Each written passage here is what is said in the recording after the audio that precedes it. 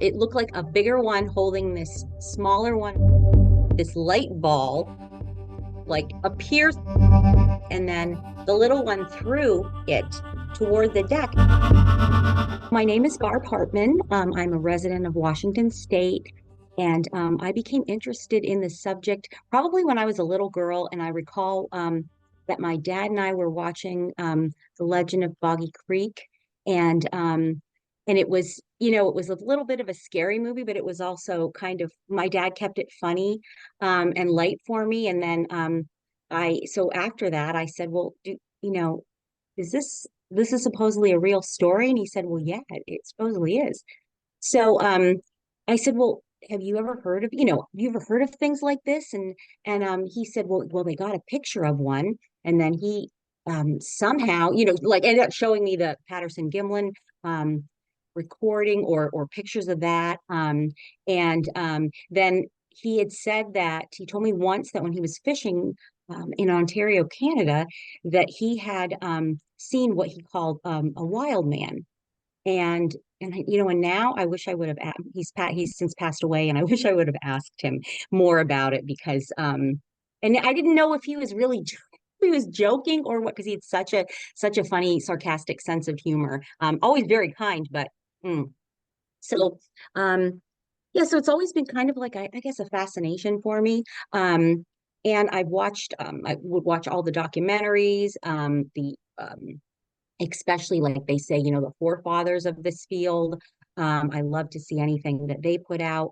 I'm not one for watching any movies just for entertainment on the subject. I want to know real facts about them.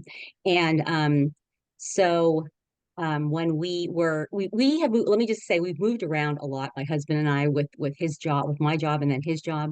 And when we found out that we were going to be moving to Washington State, my son actually said, "Mom, do you know that that county has the most Bigfoot sightings in the United States?" And I'm like, "Whoa, that's really cool. Maybe I'll see one." Not really thinking that was that was going to be my destiny. So we moved out here, like I said, to Washington State. That was in 2013. We bought the house that we currently live in September of 2017. Now, where we're situated, it's a very rural peninsula on the Puget Sound. So our backyard is Puget Sound. To the left and the front, that's woods and horse pastures. We have neighbors on the one side of us, but that's it. And it's very, very, very heavily wooded. The road back to our home is like like a primordial forest that you're that you're driving through. It's just beautiful. Um, so the first evidence that we found at our house, well, my husband actually found it, was in March of 2018, and he found some big footprints, bare footprints under the house. And he walked by them a few times, and then he thought, I have to tell Barb this because I'm more the enthusiast. And he's a little bit more skeptical. But as he walked by these, he said he told me, I don't know what else that they could be. So again, I'm going to have to tell her. And around that time, he had also found uh, big boulders on our beach that had been overturned, like dug, like just overturned. And that's not something that, I mean, you would need heavy equipment to do that. So we just found that, we thought that was very odd. Thinking, oh, maybe it would be related, but we don't have any proof. I took pictures of the footprints, sorry, and I measured them. They were two partial footprints. I would say they were about 18 inches long. What I thought possibly was that since the house that we bought, since it sat vacant for a long time, and even after it was built, the woman that built it she did not live here full time. She was kind of like what they call a snowbird. So during the summer months, most of or the winter months, I'm sorry, most of the year actually she would be in other living in other areas. So I thought, well, you know what, maybe maybe there's one migrating through, and curious to see what's going on because we're doing a lot of renovations on the house and whatnot. So, but again, that was the extent of it. If it was even, I don't even know, I can't even say at that time that we completely believed that this was a Bigfoot. My husband he grew up on a farm. He's a hunter, very familiar with, with animal prints and behavior and whatever. And he said, Barb, I can't tell you. I don't know what those prints would be, except it looks like a human footprint that's just huge. Um, and so, but again, we kind of moved on after that. In August of 2019, we took a camping trip with my son and his wife in the Gifford Pinchot National Forest. And that is in southern Washington. It's between Mount Rainier and Mount St. Helens. And we did what's called disbursement camping. So you basically go into the national forest and you just look for a place and camp. We went in about probably a few miles. We drove pretty far back in, found a beautiful spot, um, and got ready and set up our camp. Um, the only thing that I can say that was strange about that was that after it got dark, my son's dog, who's very docile and he is just a sweet, sweet dog. My daughter-in-law and I went kind of off, to find a place to relieve ourselves, and their dog became very like growling and not really aggressive, but just like on edge. And so he was not on a leash because he's very obedient. So I kind of grabbed him because I was saying, "Come on, Ann, come on, buddy." And I kind of grabbed him, and he was very like, kind of very startled and kind of like turned around and got my hand, my fingers twisted in his collar, and and it was just very, very uncharacteristic of him. My daughter-in-law and I, we didn't hear anything, but I didn't know if I believe that he heard or saw something, that their dog heard or saw something. So we, cleaned up after dinner, and then it began to rain really, really, really hard, like complete downpour. So we both went into our respective tents, and that was it for the night. We had left our phones in our car, because there wasn't any service there anyway. So I was awakened. I'm sometime during the night. I know that I was sleeping for a few hours, and the rain had subsided, from a downpour, maybe just a little light drizzle. And I was awakened by these um, screams, just uh, like human but inhuman. Just it sounded like deranged people, and I was just terrified. I was I just laid there like, oh, what is that? And I thought, is that what Bigfoot sounds like? Because that's absolutely terrifying. I would say that there were 6 to 8 creatures, uh, kind of calling back and forth. There was some to the right of me and some to the left. Now they weren't really close. I would say maybe a half a mile, I'm gonna guess. A mile away, even possibly. But I thought, I'm laying there listening. And again, I'm terrified. I didn't want to move. I didn't want to breathe. I certainly wasn't going to wake my husband up, because what my fear was that whether this was creatures or maybe it was just like deranged humans, I didn't want to call any attention to us. I was very terrified of that. So I just laid there and listened, and I'm thinking, what in the world? And I realized like this can't be humans, because the duration of the screams, I don't think that a human has that kind of lung capacity. I mean, they just went on. Um, and again, it seemed like they were calling to each other. Then I could also hear, with the screams, I could also hear almost like I don't know, like a more of like a higher tone pitch of calls that didn't seem as threatening or scary. I was also going through my mind, okay, what could this be as far as animals? Definitely wasn't elk. It couldn't have been, it wasn't dogs, or certainly not bears. Was it cougars? Again, going through all of the animals that I knew that are in that area, couldn't come up with anything. Eventually, and I think it was just like my adrenaline, it just kind of knocked me out. And I don't know how I did, but I finally fell back to sleep. These calls were going on.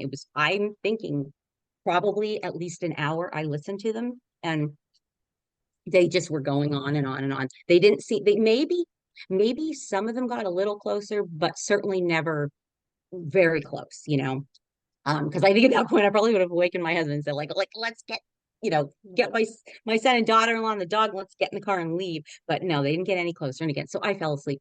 And I didn't really tell anybody I didn't tell anybody the next morning because we were planning on camping there again that night, but I didn't really want to. And fortunately for me, everything was soaked because it had been such a downpour, and we kind of had, water everywhere. So we thought, you know what, let's just forget it. We'll just drive home. We'll try this again some other time.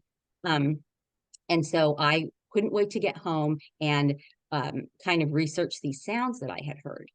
So just I sorry, cameras was being obscured. So I went through all the sounds. I didn't couldn't find any animal sounds, nothing that sounded like that. But I really also I listened to, like what people would say, Bigfoot or Sasquatch sounds, and there wasn't anything really like that either. Maybe similar, but not identical. So I really didn't know what, what I was dealing with. But I I was, I have to say, I'm very hesitant. I was from that point on very hesitant to go back camping like that, because I just don't want to be awakened and hear something like that again. So back to, moving back to our play, back to that, in, let's see, I guess I'd say from that March of 2018 all the way through 2021, we started to see some cool things in the woods next to us, and also in the on the road, the woods along the side of the road that as you drive into our house. Things that look kind of like, I thought maybe like bushcraft shelters, like piles of sticks and things like huge pieces of a broken tree, like, jammed down into the ground. But we thought it was cool, but I thought it was cool, but I did not realize that these things were kind of associated so much, with sightings of Bigfoot. Um, so in December of 2021, we had a big snowstorm right after Christmas. So my son and my son-in-law and I went out. We were walking in the woods, and we found this really cool little shelter. I call it, like, it looks like an igloo shaped, but it's made out of sticks, and they're all kind of like twisted into each other and woven, and there's like ferns and all this kind of stuff stuck in. My son actually ended up excuse me, he ended up crawling into it. And after he's, looked in it, there's no animals in there. And he said that it looked to him like there was an area that was kind of dug alongside the tree, like dug down. And he said it could be a hole, but I'm like, just please get out of there in case it's, coyotes. I don't know. Just, we don't, just get out of there. So took some pictures of it, and kind of forgot about it. He said that it was about 4 feet high inside and about 6 feet wide. So again, not for any huge type of an animal. Um, then in March of 2022, we had a wedding on our property, and because, like I said, because we live on the Puget Sound, so beautiful view. So we had the yard, everything was, cleaned up, immaculate for this wedding. And then a week after the wedding, I looked out and I noticed that one of the hillsides was like dug up, and it it was the, the vines that hold, and the foliage that holds together this hillside, to keep it from eroding. I we couldn't believe that. I mean, it looked like somebody, again, with heavy machinery, or maybe a bear, but it wouldn't be a bear.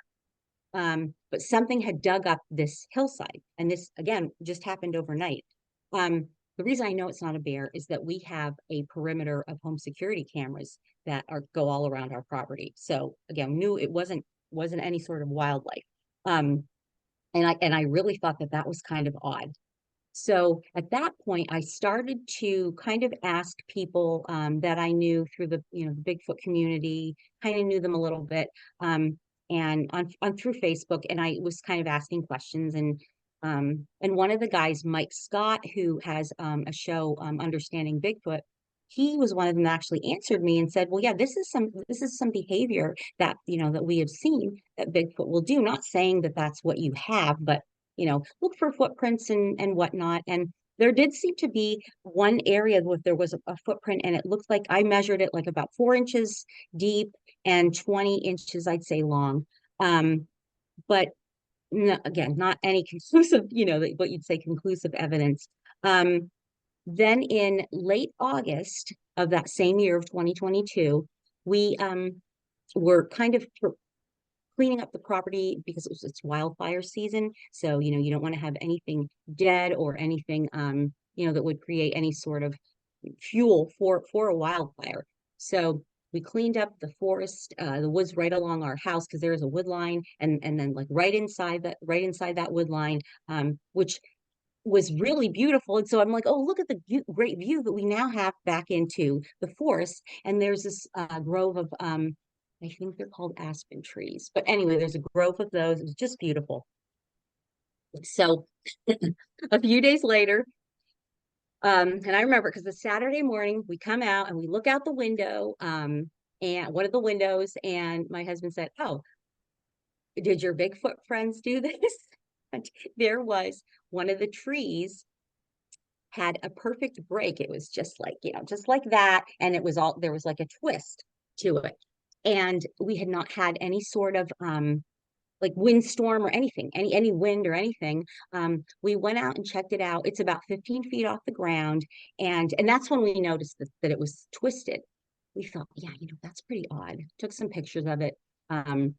Then I think it was about 5 to 7 days later, we discovered that another tree, a smaller tree, had been bent down to the ground, and that original break was now laying on top of the second tree, and it was forming this perfect X.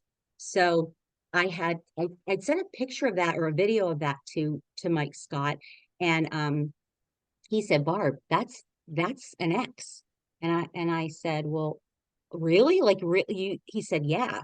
And I said, "Well, do you think that they're mad because we cleaned up, the forest?" And he said, "Well, it could be. So what I think is that you maybe uh like took down their privacy screen. So they're gonna just try to build that back up."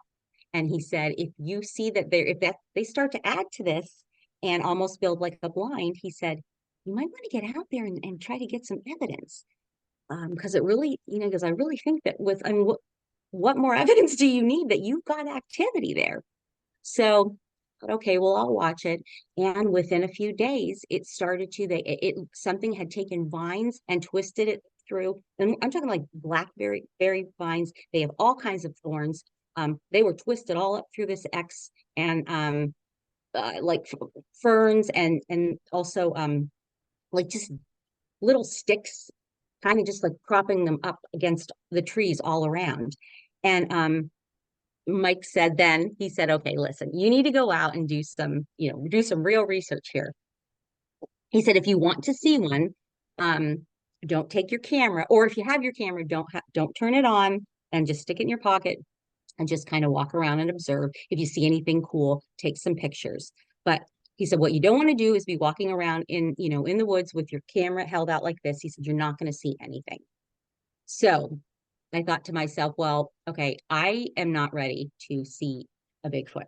I don't want to see one. So I'm going to take my camera and I put it, and I'm going to wear it like I always do, which is around a lanyard with a plastic, like a waterproof pouch. I stick it in there, and I just, I'll listen to music or whatever. So that's what I did. And I had it, I know that I remember that it was fully charged because he had said about that, that they'll delete the batteries on your cameras. So it was fully charged. Stuck it in my lanyard, facing out so it would record, and I stuck it on record, and I just walked around for probably about an hour and just looking at things. And my family knew where I was. So I said, like, if I don't come out, or yell over every little bit, text me, whatever. Just come and find me if I don't come home in a few hours. So it's very close. It's within walking distance. So I have always felt safe there. And so I just, decided to go out and do that. So again, walking around, and I was saving the area of that little wood igloo for the end. I'm not really sure why. I just felt like it was special. I don't know why. I just got a feeling like it was special or something. I don't know. Saving that for the end. So when I got about 10 feet from that, um, all of a sudden I was grunted at. It was a deep, like double, like grunt or huff, like a, and I stopped and my heart started to pound. And I thought, oh my gosh, did I just hear that? Like, I know I heard that. Um, I started walking backwards and I thought, okay, I don't want to run because if it's some, like, I don't know, a dog, something, I don't want it to chase me. So I just was walking back, didn't hear anything else. So I decided, okay, I'm just going to go home. Turned around and I start walking back home. And all of a sudden I was hit by this, extreme wave of, like confusion, vertigo. And I was thinking like, oh my gosh, am I having a stroke? Am I having a heart attack? I don't, what's happening? Is this because I'm so scared and my heart's pounding? I'm like, oh my gosh, I'm gonna like die here in the forest or, pass out and my family's not gonna, just all these like racing through my mind. Um, then just, I mean, it was maybe, I don't even know how long. It wasn't very long that this feeling was upon me. And then it just left. I mean, completely left, like there was nothing. I thought, well, wow, maybe it was just my, like nerves, I don't know, adrenaline. Then I realized that I wasn't even walking in the direction toward my house. I was actually walking, well, toward my house, but there's a deep ravine that's between the woods and my home. So I don't know, would I have fallen down into that ravine? I don't know, but I was like, what am I doing?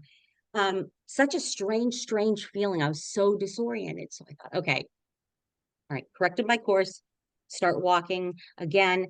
And then that feeling came upon me again. And it was just awful.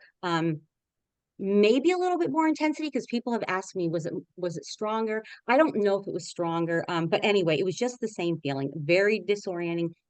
One thing that I was glad about is that I could see the roof of one of our outdoor outbuildings. And so I just kept watching that roof line and thinking, you just have to make it to there. Just make it to that roof line. And then whatever, just like, whatever happens, but just make it to that roof line. You'll be safe. So made it to the roof line. And then right there is the edge of the property. And the feeling completely left. Like I was back, completely back to normal. I believe now, in hindsight, that was infrasound that I was hit with. I don't know what else to describe it as. I had no residual effects, and that has never happened to me before, or after. So I was very excited that I was grunted at. So I couldn't wait to tell my family. And then this feeling had left. So I was run down into the house, telling my family. And then and at this point, then I'm realizing, oh my gosh, and I had my phone recording, but I looked down and it was dead. So I didn't know. I thought, well, I probably didn't get the grunt, I probably didn't get that. But anyway, still a cool situation. So as I'm plugging it, plug it in to charge it, telling my family, and I could see that they were like, "Oh yeah, you got grunted at. Sure you did." Like, okay. And my husband's like, "Do you think it was the wind? Blah blah blah." And I'm like, "No, I'm telling you, it was a grunt." Um, then when the phone came on, and I found that I had gotten the grunt on in a recording, and the phone shut off. Um, I think right when I was hit with the first, wave of infrasound. And it didn't kill the battery, but it shut the phone off. So again, I was so happy because you can hear the two audible grunts. Then I'm sure that, then I asked Mike, or I told Mike Scott about it. And I was really, I really at that point wanted to know about and talk to people that had experience with this. And I'm thinking, is there local people that are having these experiences? Because a lot of people say, that in Washington State, oh, either they have seen or they know somebody has seen, there's like 2 to 3 degrees of separation with someone that has had a Sasquatch sighting. So I decided to start a Facebook page, and it was just going to be, like a local page. Um, and what I started it based on was that there was there were a few posts on a local Facebook page that people were seeing what they were describing as a person wearing a like an outfit made of pine trees that was walking that was crossing in this area where there's a creek where there's salmon spawning. And so, like, why in the middle of the night people were seeing this? So I thought, I wonder, is this a Sasquatch? I mean, because why would a person, maybe it was somebody in a ghillie suit, but why would they be doing it? And it's always in the dark. I mean, it's unsafe to be doing that. So I started start my Facebook page. I wanted to keep it away from I want to keep out the drama and the rudeness and the meanness that unfortunately is in the community. Because I found that if I would ask questions on a lot of the pages, you kind of just get like made fun of, or like, what kind of a question is that, and so I just wanted it to be like, look, this is a page for people who are believers, and so we can exchange information and exchange and ask questions and whatnot. So I did. Um, and I put a little ad for it, my local Facebook pages, and immediately I got like 200 people had requested to join, and I got quite a few accounts from people that said locally, that they had seen things or heard things. One of the guys, and we've become good friends, Kevin Royce, and he has had just these amazing encounters with him. And then there's another woman that is a neighbor of his. I don't want to mention her name because she wants to, she's very private about it, but she's also has had amazing encounters.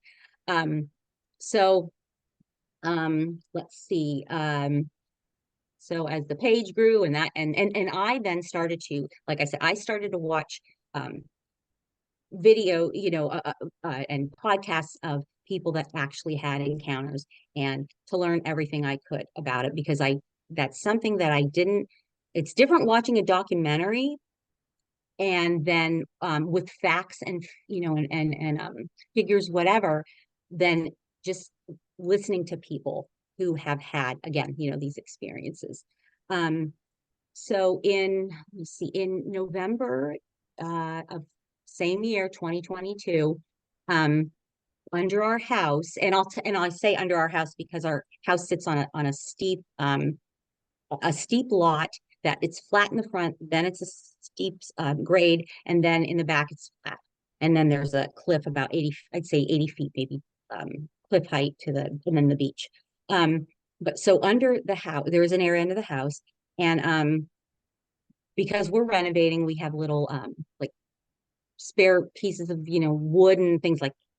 And there was a little, it was a little shape of like a boat. There were little sticks that were made into the shape of a boat, and or a fish. And I said to my husband, and I knew that my husband wouldn't do anything like, he's not, he's too busy, he's too like matter of fact, and he's like, I've never even seen that, Barb. So I asked my son-in-law, who has been here working, or helping my husband out with, and he said, I walked by that. He said, but didn't, I didn't really pay attention to it either, because he was carrying something, um, so I took a picture of it, posted it on my page, and then I learned about glyphs. I'd never known about glyphs. And people said, oh yeah, they make like a fish glyph or a boat glyph. So I was like, oh, that's pretty cool. And they said, just keep an eye on it, see if it changes. If you want to add something to it, maybe like, put something in the center, or if you want to make your own little glyph and try to communicate with them. But honestly, at that time, I didn't want to have like a relationship, like exchange of communication with them. So I thought I'm just gonna watch that and see what happens. And in probably within a week or two, it had changed from the boat glyph to what looked like a square with with sticks coming down from it. And I thought, oh, well, that's different. I don't know what that means. Then about a few days after that, then I realized, wait a minute, this looks like our house because it was that square. And then there was, for the top floor, and then there was another, well, I should say a square and then a rectangle down below that. Then there was like the roof line. And then there were these sticks coming out uh, horizontal and for our decks, and then big sticks running vertically under this structure, which would be like the pillars of our house that go down into the ground. I was like, oh my gosh, that's really cool. I again posted that, and I got a message from Barb Shoop, who I had been following for about 10 years. And she said, Barb, you're not going to believe this. um she said my Sasquatch made a glyph like that of my house that I live in. And so she sent a picture to me, and oh my gosh, like this is so similar.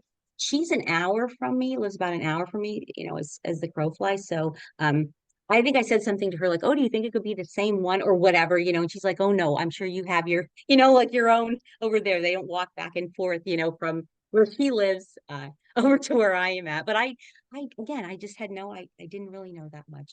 Um, then so again, that was like November into December.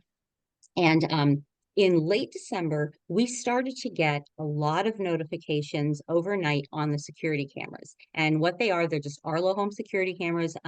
They are infrared, and they're motion activated. So we would get a lot of, like, one night I got like 20 notifications, and I go back to watch them and there's nothing. Typically, um, when you do, you'll see, like, the end of like a cat, or one time we had a cougar, um, and or like, deer. You'll see that, but there was nothing on these. And so I thought, well, I wonder if if there's Sasquatch here, if their movement is kind of like triggering the cameras. So um then I think I was talking to my husband about it, and then we found out, oh, wait a minute, I can like watch these manually.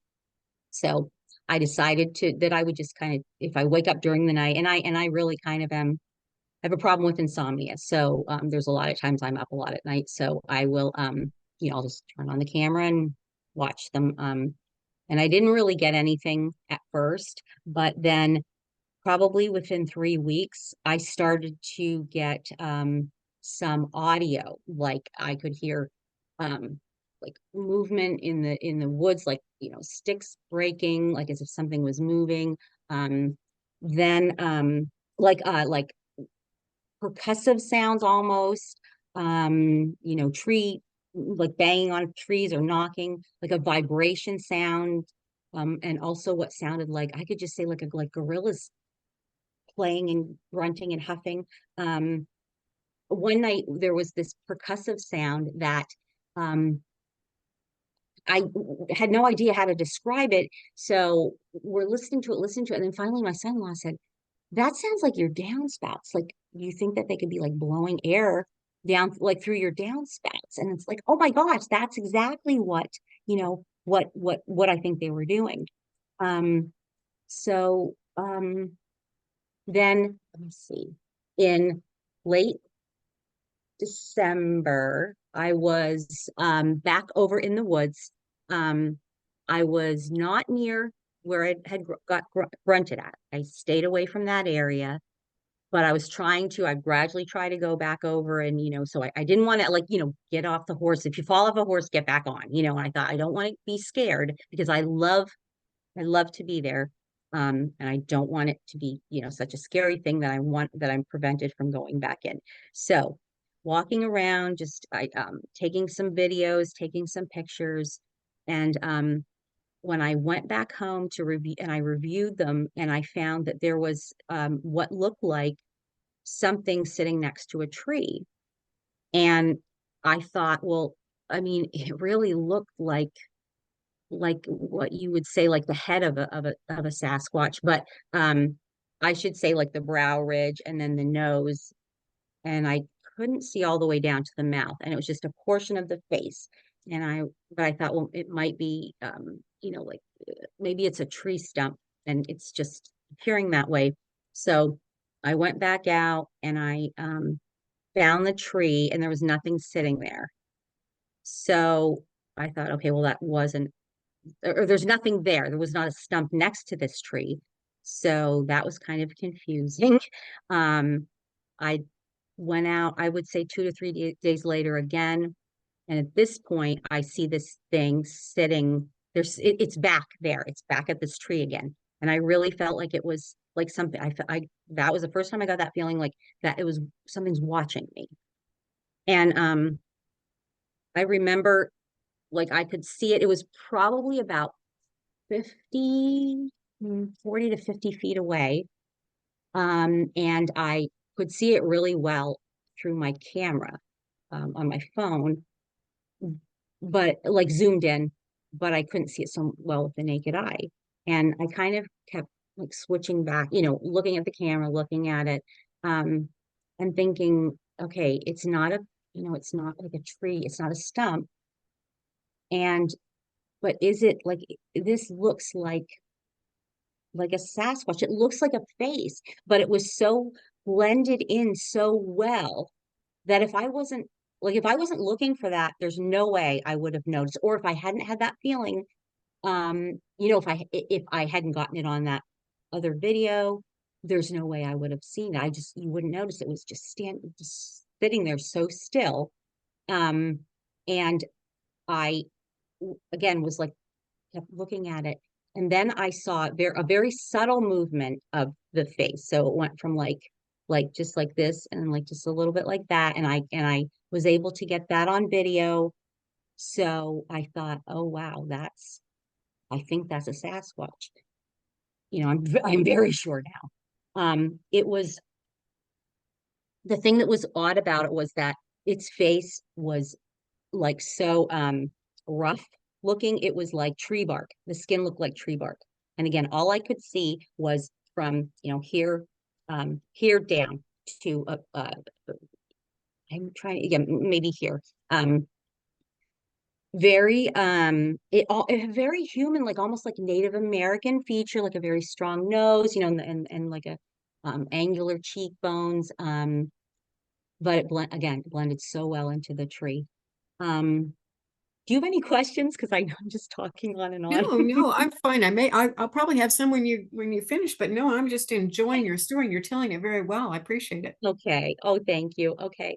So, then I had gone back out a few days after that, but I took my husband with me because that kind of, it freaked me out that that thing could just be sitting there and so quiet, and I didn't see it. Like and it blended in so well. So we go out and he said, so we find the tree and he's like, no, Barb, there's not anything here. Kind of we're moving around, trying to just debunk the whole thing. Like, was I at a different angle? Blah, blah, blah.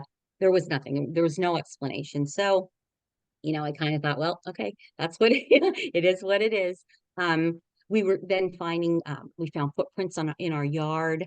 Not the yard, like in the landscaping around. This our house, the landscaping, there's a lot of what you'd say like the mulch kind of spots, but it's very compacted because of the rain here. So we get so much rain that there's never like a fluffy like mulch kind of a situation where you would be able to make prints. A lot of it is just is compacted down. So and we don't have there's only like a small patch of grass down in the backyard. So it's really not, it's not suitable, not viable, for a lot of footprints. Um, We also, I noticed these tree structures that were just, or and big X's and breaks, and that were just amazing in the woods, just kind of around us. Um, so I was regularly at this point started to go out and just take videos. I was told to like introduce myself and talk to them, thank them for allowing me, into their home, asking for permission, when I'm taking the pictures. And I kind of, so what I basically do is I'll go out and I'll, as soon as I enter, I'll say, "Hi, everybody. I'm here, and I hope it's okay that I have my camera with me. I'm going to take some pictures. If anybody wants to show up in the pictures, please do." Um, and some days I'll say, okay, no pictures today, and that really hasn't made a difference. I've never seen anything without having with with my naked eye, again, without having the camera. One of the really cool things that I saw, and this would be, I guess you'd say, the second and third Sasquatch that I saw, was it was a a very thin, not like sick looking, but just very like, like a thinner, not broad and muscular like they described them to be. And um I feel like it was a female, probably maybe a very young adult, or an older teen maybe. And she was holding what was a she was holding a little baby. And I could see her with, now this is, so she's like, I saw this with my naked eye.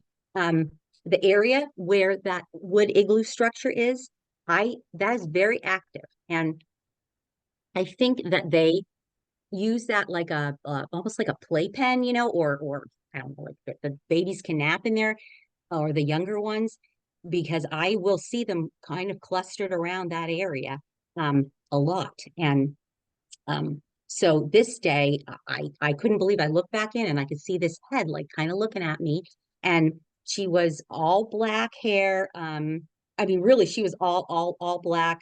Or I would say like the hair was maybe like um black, but like a charcoal, like a lighter. Then she had hair sticking straight out like around her head. It was almost like if somebody was wearing a fur hood. It was kind of comical, but it was, it was kind of cute. And I was like, "Oh, hi." And so then she, at this point, because she was crouching, at this point she stood up, and then I could see the baby, and she had it kind of like she kind of hitched her arm up, and kind of like the baby was sitting on her hip. And I was like, "Oh my gosh, thank you for showing me your baby. It's so cute." I just thought, like, that's such an honor. Um, it was just such a great experience. And so again, that's, 3 and 4. Um, and just, all kinds of things that happen. Um, I I have not gifted them, like, I don't have a gift. I have a gifting like area, but I don't do food regularly. I have started to like, I'll leave, like, I left a bag of apples last week, or everything is like organic, just a bag of apples. I'll do that maybe every few months.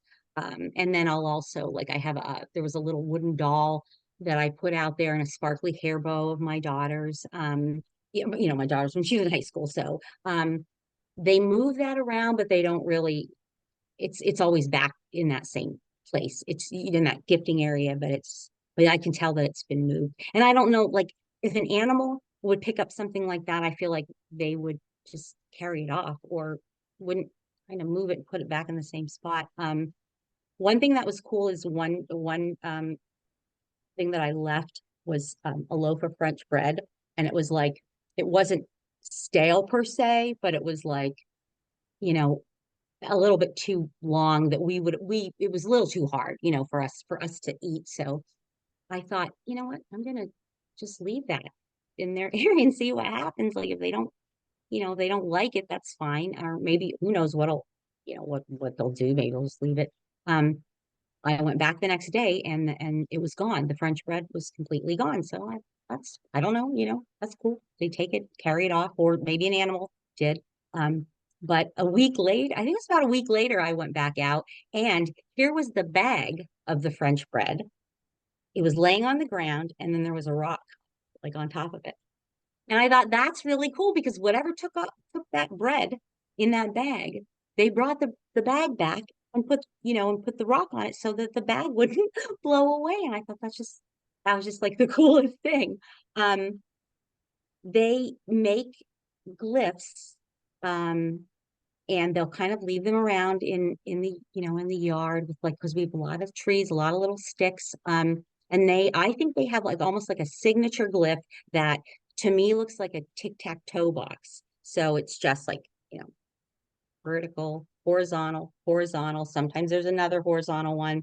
And sometimes they'll put little things in it, like a piece of pine or whatever. They'll put that in the middle.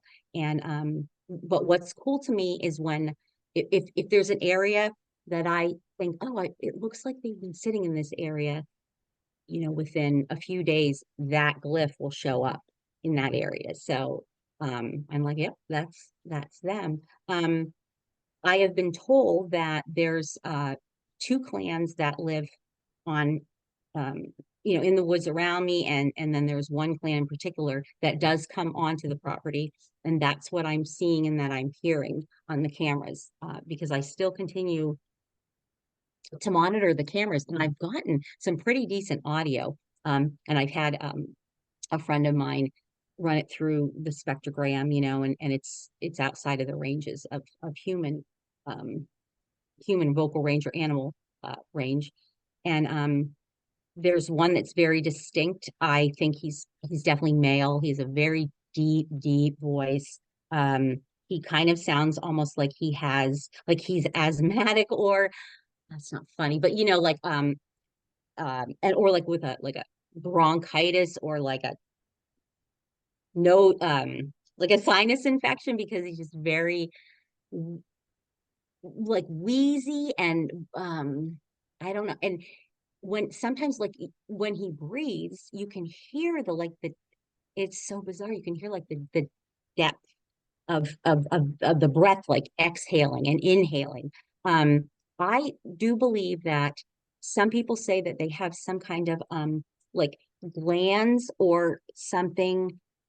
And I'm not, have you ever heard that, Linda? It's like that are additional, like on maybe like on their, coming from their lungs, like up through their throat region. Have you ever heard of about I've like heard the anything like? possibility that they have a double set of lungs because of the way they speak. And Okay. I don't know if I've heard about the glands, but I've heard about the double set of lungs potentially.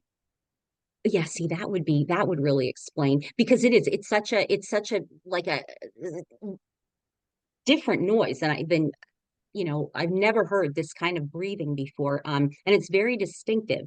But they'll also do things like immediately when I'll turn a camera on to watch, they'll like throw a pebble or a little pine cone or something at it, so they know that I'm watching them. I mean, first of all, a little red circle, that comes on when the camera goes turns on, and we can, like a human can see that.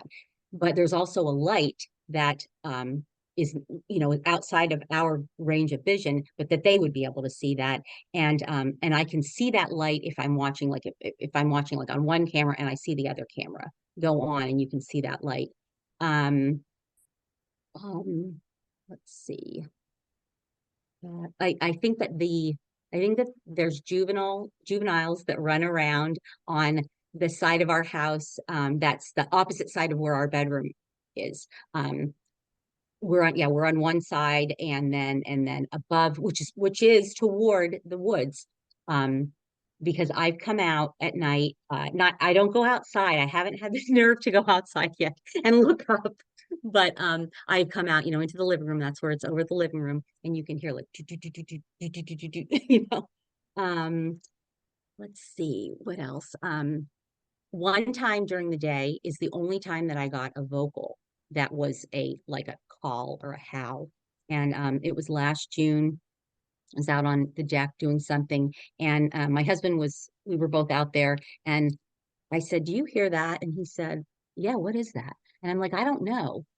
He goes, "Well, you better start recording." So I I did, but um, it was like a very like a call, almost like an alarm or uh like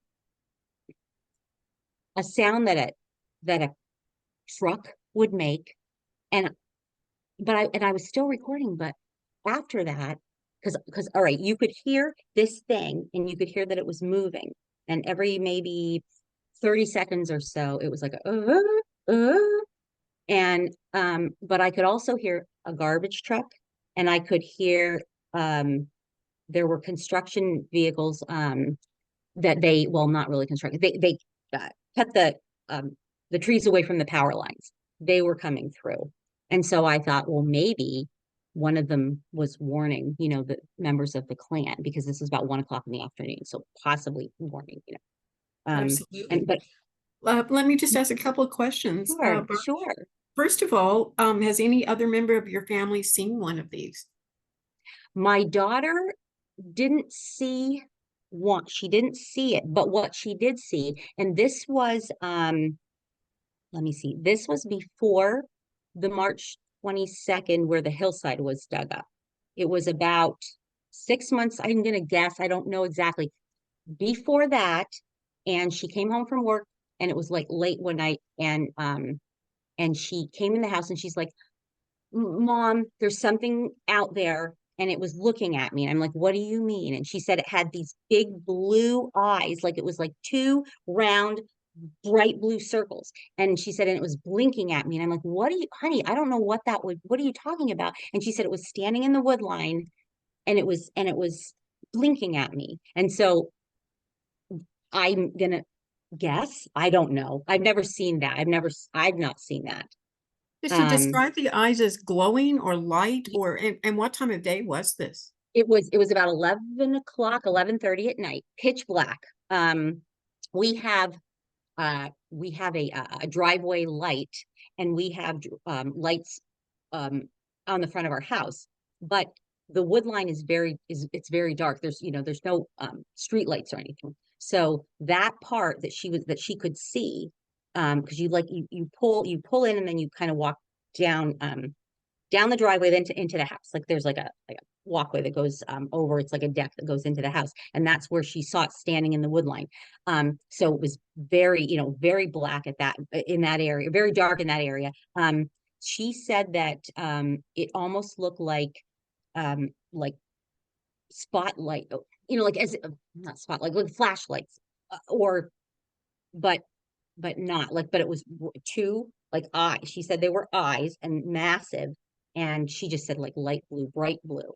Um, and she doesn't even like to, like, I'll ask her about it, but she's like, I don't want to talk about that. Like she's still terrified about it. I don't want to ever see anything like that again. So, Yeah, that would that's be scary. So, how about other people that you know? Has anyone else experienced any of this with you?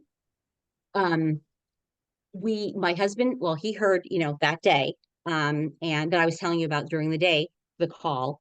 Um, and he said, no, that's not the trucks that are making that noise.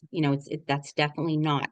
Um, and everybody's heard the audio, that I get through the cameras. They've seen the glyphs. My husband, I'm sure my audience will want to hear that and see whatever you have out there. Can you direct them to some place that they can go see that? yes, yes, I have. You can join my Facebook page. It's No Drama Bigfoot and Cryptids on Facebook. But I have a YouTube page, and it's Barb Hartman, No Drama Bigfoot and Cryptids also on that. And I have some pretty good audio on that. So I'll post on both of those. Okay. And Yes. and rest assured that most of it has been run through, like I said, like the spectrogram, because I don't want to just post something. um, I get a lot of stuff. I get a lot of stuff. I get a lot of recordings, and I get a lot of videos and pictures. And I really don't want to, post crap that, you know what I mean? That's really like, oh, this is what I think. I just, I don't know, so yeah, they could check it out. I would love for them to check it out. If, I'm trying to another yeah, question. go ahead. Go ahead. No, Yeah. go ahead if you have something to add to that. I was just thinking about there was two things that I wanted to mention, like three things actually, that with my husband, that he has not, he's not seeing these things. But there was a big log that was down in the down in the grass area, that small grass area, um in our backyard. And he said, Barb, like, how did this, like, I don't know how this would have gotten there. Like, this is not something that wouldn't have rolled there. It didn't fall out of a tree there. Like, I don't know. He thought that was really odd. Um, there were two big rolls of netting that he had placed under a tarp. He was just doing stuff like some things in the front of our yard. And he again put these two rolls of netting under this tarp. And he said to me later in the day, he said, I was planning on putting those two rolls in the shed. And I'm like, what are you talking about? Like, I said, oh, what do you, he said, the two rolls of netting. I'm like, I don't know what you're talking about. And he said, well, you would put them down by the garage. And I'm like, no, I didn't. And he said, well, who would have done that? And I'm like, I don't know. What do I wouldn't have done that. Nobody else did that. And then one other thing that he did see one night, and this is um, eh, before it really, ramped up, the March 2022, where, the hillsides dug up. But after the footprint under the deck, he went up to our compost pile one night to dump some stuff out. And he said there was this big black, he said much bigger than a dog. He said he thought it was like feline maybe, but he didn't know. And it was like at the compost pile. And when he approached, this thing just stopped and just like he said, it was almost like he couldn't believe anything could like run that fast. So that was the only weird thing, that that anybody else has seen. So Exactly. So tell me, have you seen any orbs or anything like that? yes, not with my naked eye, but I will see them on the IR cameras. There's one that is on our the bottom deck. So this is kind of below the house. And there is an area that I think they like to sit at night, particularly if it's raining, because under that is completely dry. And I don't know if that really matters to them, right? Like, it probably doesn't, whether it's raining or not. But it could be a place for them kind of just to hang out. I also wonder if because I've not ever seen any massive one. So I wonder if the juveniles or the younger ones are going down there and, hiding out safely overnight, almost knowing that there's a camera. I know that they know that there's a camera. So so what I have seen is that I'll see orbs down on that camera a lot. And one night I got a video of it looked like now, and again, this is like an IR vision, so you're not seeing, like clear, like you would like a person, or well, a person's even like a little blurry on them, um, but you saw it looked like a bigger one holding this smaller one on its lap, maybe, and all of a sudden, like this light ball, like appears on it was like it appears like this, and then the little one threw it toward the deck, and then there was this like it had hit pillar of the deck. Now, I don't know if it was an orb. I don't know. I don't know. I have no explanation for that. We went down to see if there was anything, there, anything that looked like something like a rock or something that had thrown. And we couldn't find anything that was, that was that big that would have made a big bang. Um, and oh, I there was this was really cute. One night I was watching, now this is our top side deck, and that's where I get a lot of the audio, because that borders the woods. And I thought, there's little eyes looking at me, and this little thing in a like I have a like an horse trough or whatever, like as a planter. You know how they have those, it's like an aluminum, I guess it is, that you put plants in, and up on the deck. And this thing was sitting in it, and it was kind of just like looking. Now again, the camera's probably about 20 feet away, and again, this is an IR, so I couldn't see exactly, but I could see the eye shine, and I could see it blinking and like moving around. But I didn't know whether it was like, a cat, a raccoon, or a cat or whatever. Not a cat. The only thing I could think of would be a raccoon. um but I would have seen the raccoon coming up the steps or wherever, to get into that. So that was kind of weird. Went out the next day and looked, and there was no, like if an animal climbs in and then it climbs back out, it's going to leave some like a little bit of a mess. There was nothing like that, but there were these little prints. It was like four prints, as if like little, maybe hands and little feet. I don't know, just four of them, like really close to each other, maybe about, I don't know, like about that big. And so I was wondering, like, did did a big one put the baby up in there? The deck sits about 10 feet, eight to 10. Yeah, I think about 8 feet off the ground, probably at that point. So did it reach up there and stick the baby in there? I don't know, but that was cute. And I'm trying to think. Anyway, do you have any other questions? Well, yeah, I have known of like baby footprints, that hop, hop, hop kind of maneuver. In another location where there were large Bigfoot prints in a stride, and it was almost like the little one was playing alongside the big one. Just a hop, hop, hop, and then Yeah. then there would be footprints, but it was kind of an unusual pattern. Yes, I mean, this definitely was. It definitely was. Um, but they didn't move. It was like no movement within the planter, and I didn't have anything else in there at that point. Um, it was just these four little things, these four little impressions, right where I saw that thing sitting. So I don't know. Right. Well, But it yeah, sounds like you have an interesting group there, a I clan as you call them, and it sounds like yeah. they're surrounding you, and you've obviously made fairly close contact and feel comfortable with them.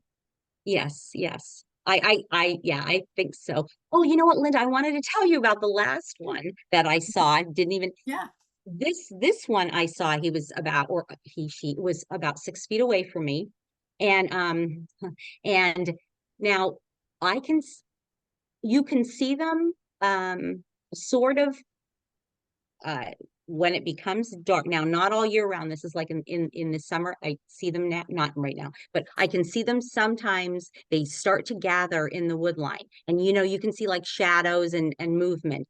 It's a little too dark to be able to really see anything. The other night, I saw this, and I took out a FLIR that somebody had lent to me, and you can just see, it's not clear enough that you can't make it out like this is figures. And it's just very kind of, elusive. I don't know, elusive, but I had seen that last August, the same kind of movement, and I thought, I'm gonna see if I can get this on video. So I was just walking along there's like a little path there between the house and that wood line. So I'm walking along that, and I'm recording, and I thought, oh, what if I just stick my camera into this?